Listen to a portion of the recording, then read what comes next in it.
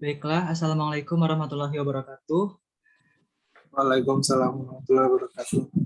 Pada kesempatan kali ini, kami dari kelompok 5 yang beranggotakan Raffi Saherdian dan Cindy Ardini Putri, serta saya sendiri Furkan Muhammad sebagai moderator, akan menyampaikan materi presentasi mengenai hak-hak konsumen menurut resolusi PBB secara universal, serta hak dan kewajiban konsumen dan pelaku usaha menurut Undang-Undang Perlindungan Konsumen, di mana materi pertama mengenai pengertian hak secara umum, dan juga dilanjutkan mengenai perkembangan pemikiran tentang hak konsumen secara universal, akan disampaikan oleh Raffi Saherdian. Kepada Raffi, disilakan. Baiklah, yang pertama hak konsumen menurut PBB secara universal. Yang pertama pengertian umum tentang hak. Dalam pengertian hukum, umumnya yang dimaksud dengan hak adalah kepentingan hukum yang dilindungi oleh hukum. Sedangkan kepentingan adalah tuntutan yang diharapkan untuk dipenuhi. Kepentingan pada hakikatnya mengandung kekuasaan yang dijamin dan dilindungi oleh hukum yang dalam melaksanakannya. Pada dasarnya hak bersumber dari tiga hal. Yang pertama dari kodrat manusia sebagai manusia yang diciptakan oleh Allah. Sebagaimana makhluk ciptaan Allah, manusia mempunyai sejumlah hak sebagai manusia dan untuk mempertahankan kemanusiaannya. Misalnya hak untuk hidup, kebebasan, dan sebagainya. Hak inilah yang disebut dengan hak asasi. Kedua, hak yang lahir dari hukum, yaitu hak-hak yang diberikan oleh hukum negara kepada manusia dalam kedudukannya sebagai warga negara atau warga masyarakat. Hak inilah yang disebut dengan hak hukum. Dan hak dalam arti yuridis disebut juga hak dalam artian sempit. Misalnya hak untuk memberikan suara pada pemilihan umum, hak untuk mendirikan bangunan, dan sebagainya. Yang ketiga, hak yang lahir dari hubungan hukum antara seorang dan orang lain yang memenuhi sebuah kontrak atau perjanjian. Misalnya seorang meminjamkan mobilnya kepada orang lain, maka orang lain itu mempunyai hak atas mobil tersebut. Meskipun hak ini berasal dari hubungan kontraktual, tetap mendapat perlindungan hukum jika kontrak dibuat untuk melahirkan hak itu sah menurut hukum. Karena itu hak ini juga termasuk dalam kelompok hak hukum. Secara tradisional dikenal dua macam pembedaan atau pengelompokan hak, yaitu hak yang dianggap melekat pada tiap-tiap manusia, sebagaimana manusia disebut hak asasi, dan hak yang ada pada manusia akibat adanya peraturan, yaitu hak yang berdasarkan undang-undang disebut hak hukum. Hak asasi tidak perlu direbut sebab ada dan selalu ada. Selama ini masih manusia keberadaannya tidak tergantung pada persetujuan orang ataupun undang-undang negara. Terhadap asasi, hukum negara hanya boleh dan wajib mengatur pemenuhannya, sedangkan untuk meniadakan atau menghapuskan hak asasi melalui hukum tidak dibenarkan. Hak hukum adalah hak yang bersumber dari hukum manapun. Perjanjian itu dibedakan menjadi hak berdasarkan dan hak perorangan, kebendaan dan hak perorangan. Hak kebendaan berkaitan dengan penguasaan langsung atas suatu benda yang dapat dipertahankan terhadap setiap orang, misalnya hak milik. Sedangkan hak perorangan memberikan suatu tuntutan atau penagihan terhadap seseorang. Dalam hukum Romawi, keduanya disebut actiones in rem untuk tuntutan keberadaan dan actiones in personam untuk ketentuan perorangan. Dengan pemenuhan penanaman hak pemahaman di atas, maka dapat dipahami pula bahwa hak konsumen terdiri dari atas konsumen sebagai manusia yang perlu hidup, hak konsumen sebagai subjek hukum dan warga negara yang bersumber dari undang-undang atau hukum, hak konsumen sebagai pihak-pihak dalam kontrak, dalam hubungan kontrak produsen pelaku usaha. Yang kedua, beberapa perkembangan pemikiran hak-hak konsumen. Ide gagasan keinginan untuk memberikan perlindungan kepada konsumen berkembang dari kasus-kasus yang timbul di masyarakat, terutama diselesaikan melalui pengadilan. Biasanya negara-negara yang memakai sistem hukum Anglo-Saxon yang mendasarkan perkembangan hukumnya pada putusan-putusan pengadilan lebih banyak merespon ide atau gagasan perlindungan konsumen ini. Karena itu Amerika Serikat dan Inggris dapat disebut sebagai contoh dalam perkembangan hukum mengenai perlindungan konsumen ini. Perkembangan hukum di kedua negara tersebut berdasarkan putusan-putusan pengadilan atau case study.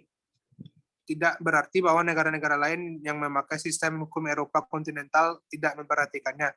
Tapi harus diakui bahwa respon hukum mereka relatif lambat karena perkembangan hukum di negara-negara Eropa kontinental lebih banyak didasarkan kepada perubahan atau pembaruan undang-undang. Seiring dengan keinginan untuk memberikan perlindungan terhadap kepentingan konsumen, maka mulailah dipikirkan kepentingan-kepentingan apa dari konsumen yang perlu dapat pelindungan. Kepentingan itu dapat dirumuskan dalam bentuk hak. Presiden Amerika Serikat John F. Kennedy dalam pidatonya di hadapan Kongres Amerika Serikat pada tahun 1962 yang waktu mengemukakan gagasan tentang perlunya perlindungan konsumen, beliau sekaligus menyebut 4 hak konsumen yang perlu dapat perlindungan secara hukum, yaitu 1. Hak memperoleh keamanan, the right of safety, 2. Hak memilih, the right of choose, 3. Hak mendapat informasi, the right to be informed, dan hak untuk didengar, the right to be heard.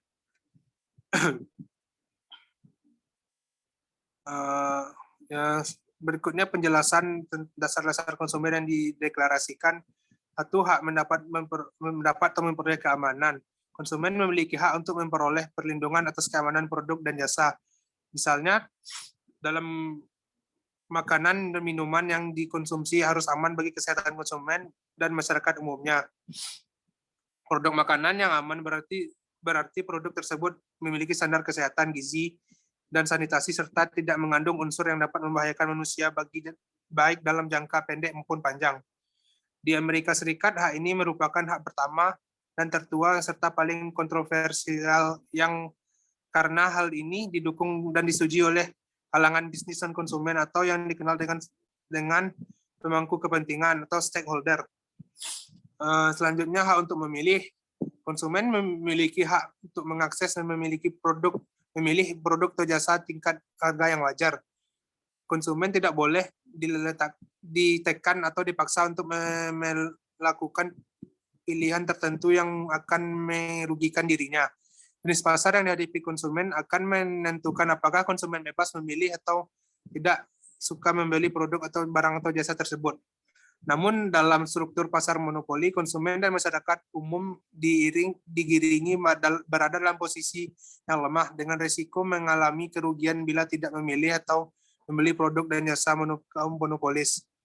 Yang ketiga, hak memperoleh informasi. Konsumen dan masyarakat memiliki hak untuk memperoleh informasi yang jelas-jelasnya tentang suatu produk dan atau jasa yang diberikan atau dikonsumsi. Informasi ini diperlukan konsumen atau masyarakat agar memutuskan membeli atau tidak terjebak dalam kondisi risiko buruk yang mungkin timbul. Artinya konsumen memiliki hak untuk mengetahui ciri-ciri atau atribut negatif dari suatu produk, misalnya efek samping dari mengkonsumsi suatu produk dan adanya peringatan dalam label atau kemasan produk. Yang selanjutnya, hak untuk didengarkan. Konsumen memiliki hak untuk didengar kebutuhan dan klaim karena ini terkait dengan memperoleh informasi.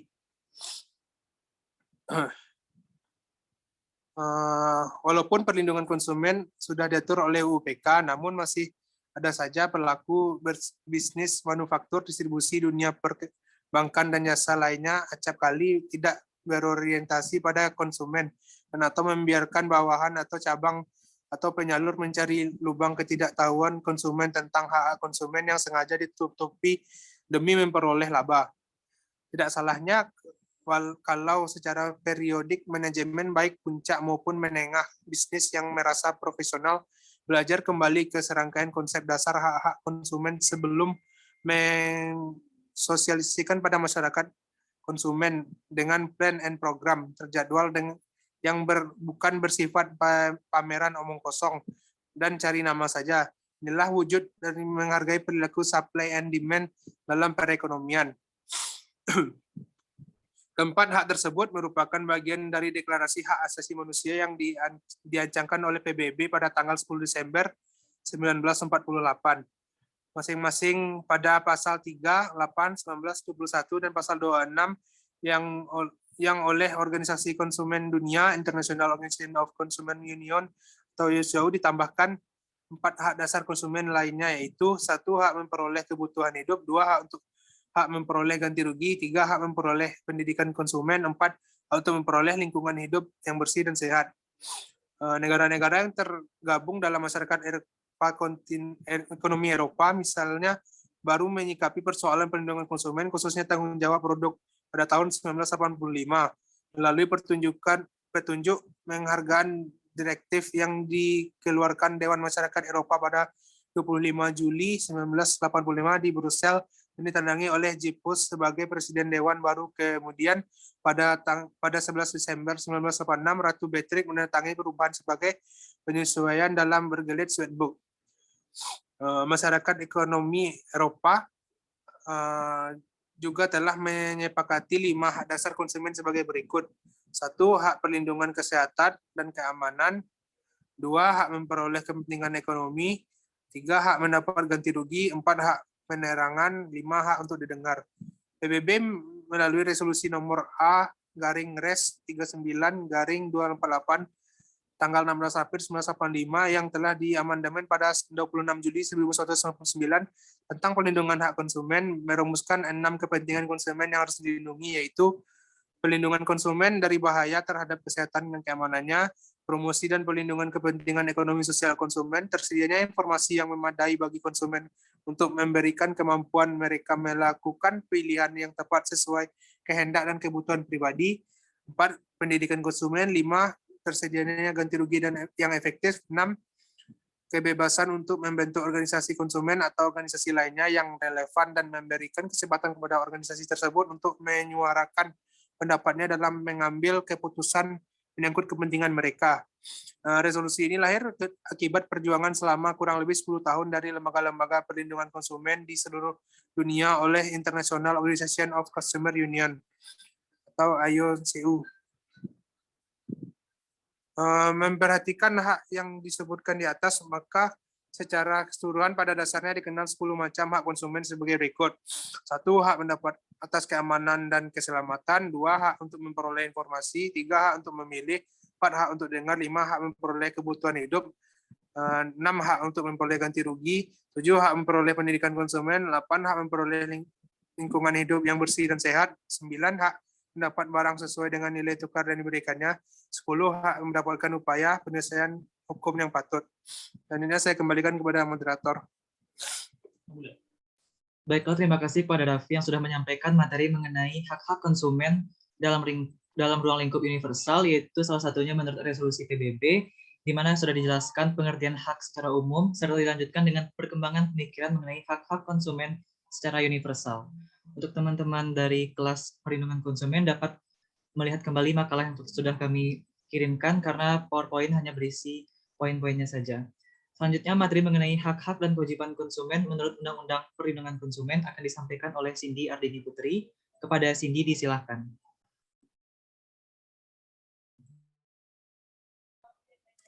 Baik, terima kasih pada moderator. Selanjutnya, saya akan menjelaskan mengenai hak-hak dan kewajiban konsumen menurut Undang-Undang Nomor 8 Tahun 1999 tentang Perlindungan Konsumen. Yang pertama ada hak-hak konsumen menurut Undang-Undang Perlindungan Konsumen. Perilaku konsumen di Indonesia tidak pernah lepas dari kondisi sosial masyarakat dan kebijakan pemerintah yang terkait dengan hak-hak konsumen. Dengan diterapkannya Undang-Undang Perlindungan Konsumen pada tanggal 20 April 1999, artinya hak-hak konsumen Indonesia mendapatkan perlindungan hukum. Nah, dalam ketentuan pasal 4 Undang-Undang Nomor 8 Tahun 1999 tentang perlindungan konsumen, itu disebutkan juga sejumlah hak konsumen yang mendapat jaminan dan perlindungan hukum, yaitu A.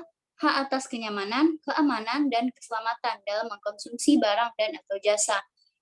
B. Hak untuk memilih barang dan atau jasa, serta mendapatkan barang dan atau jasa tersebut sesuai dengan nilai tukar dan kondisi serta jaminan yang dijanjikan.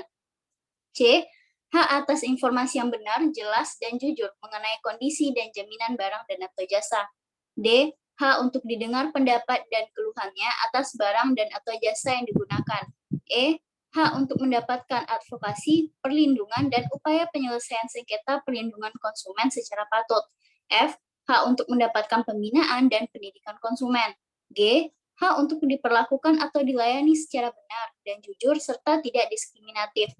H. Hak untuk mendapatkan kompensasi, ganti rugi, dan atau penggantian apabila barang dan atau jasa yang diterima tidak sesuai dengan perjanjian atau tidak sebagaimana mestinya. Kemudian terakhir, hak-hak yang diatur dalam ketentuan peraturan perundang-undangan lainnya.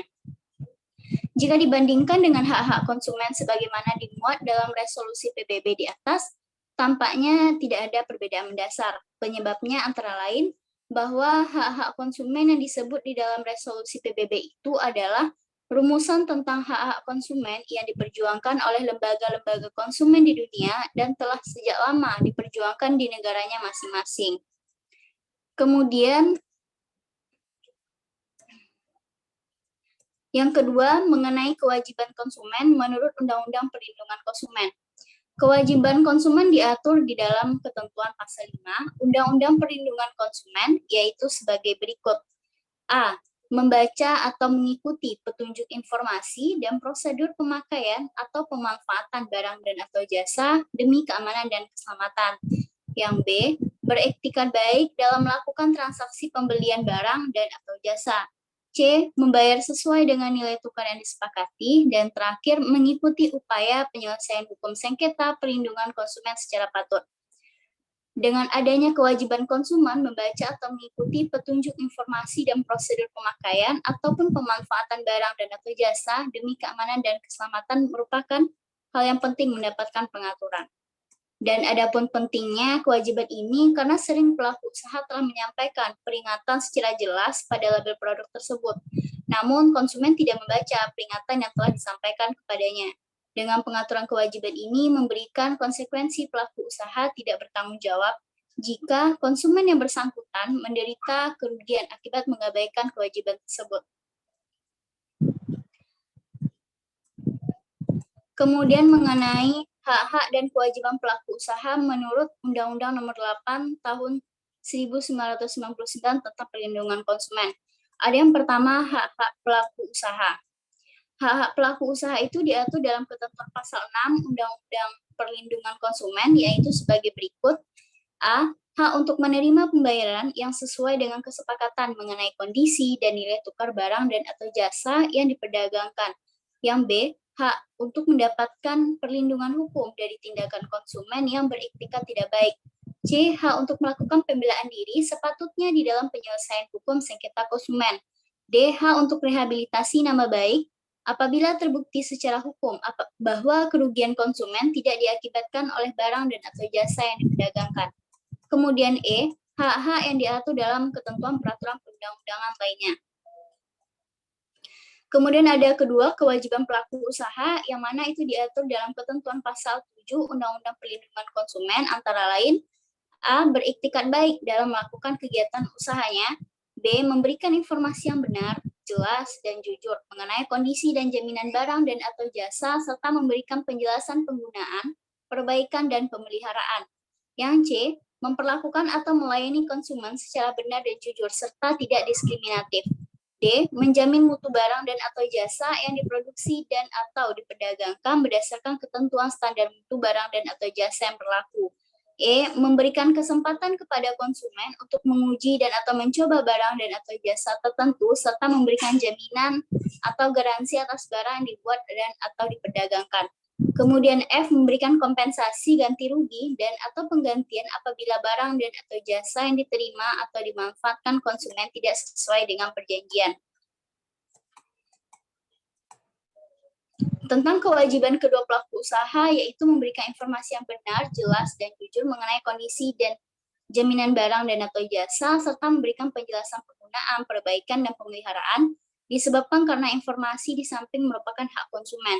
Juga karena ketiadaan informasi atau informasi yang tidak memadai dari pelaku usaha yang merupakan salah satu jenis cacat produk yang akan sangat merugikan konsumen.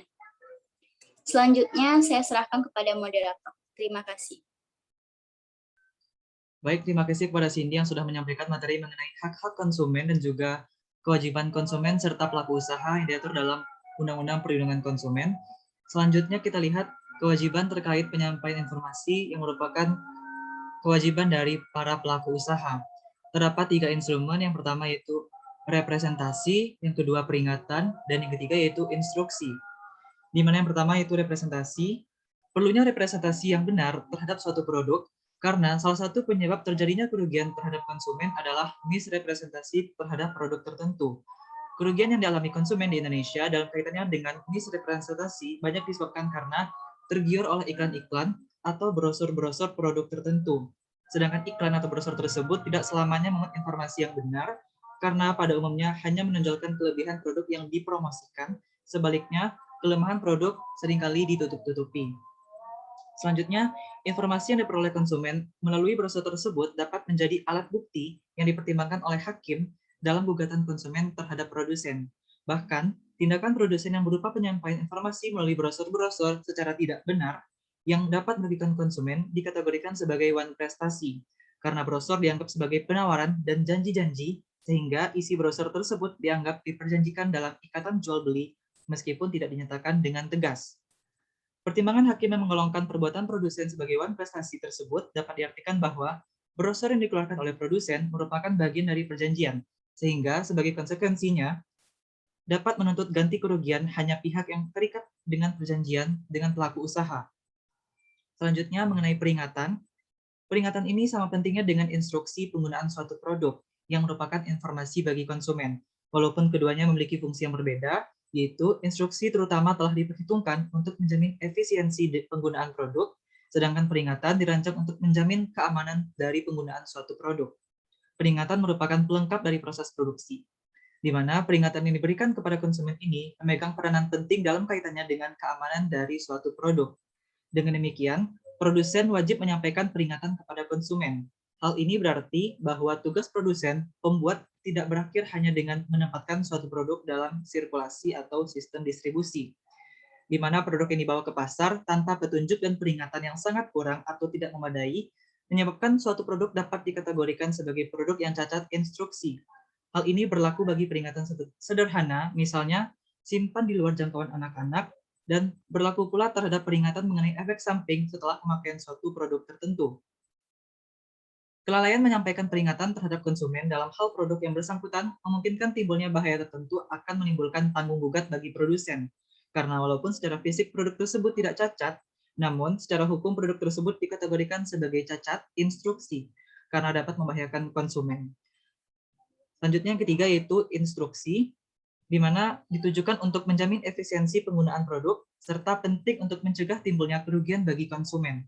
Pencantuman informasi bagi konsumen yang berupa instruksi atau petunjuk atau prosedur pemakaian suatu produk merupakan kewajiban bagi produsen agar produknya dianggap tidak cacat karena ketiadaan informasi atau informasi yang tidak memadai.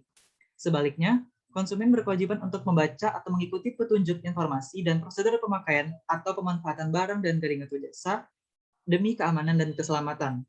Instruksi yang disampaikan kepada konsumen suatu produk memang paling banyak berkaitan dengan produk obat-obatan, karena produk obat-obatanlah yang akan lebih banyak menimbulkan kerugian manakala konsumen melakukan kesalahan. Ini bukan berarti bahwa produk lain tidak membutuhkan instruksi tentang cara pemakaiannya, karena banyak juga produk lain instruksi tersebut tetap dibutuhkan oleh konsumen karena setiap produk memungkinkan menimbulkan kerugian manakala terjadi penggunaan secara keliru, seharusnya memiliki instruksi tentang cara pemakaiannya. Baiklah, mungkin sekian presentasi dari kelompok 5 mengenai hak-hak konsumen yang diatur secara universal melalui resolusi PBB dan juga perkembangan pemikiran secara universal, serta mengenai hak-hak dan kewajiban konsumen serta pelaku usaha yang diatur dalam Undang-Undang Perlindungan Konsumen. Selanjutnya kita akan melanjutkan dengan sesi diskusi dan juga masukan kritikan dari teman-teman di kelas semua. Terima kasih, kami dari kelompok 5 mengucapkan mohon maaf atas segala kekurangan dan terima kasih atas segala perhatian. Wassalamualaikum warahmatullahi wabarakatuh. Assalamualaikum.